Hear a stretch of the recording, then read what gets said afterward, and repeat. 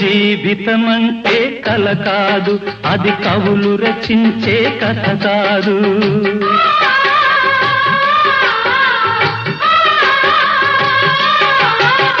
జీవితమంటే కల కాదు, అది కవులు రచించే కథ కాదు.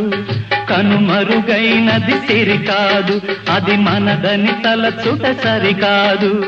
కుడి ఎడమైతే పొరపాటు లేదను నానుడి సత్యం కాదు, ఇది అందరికి అర్థం కాదు. ఓ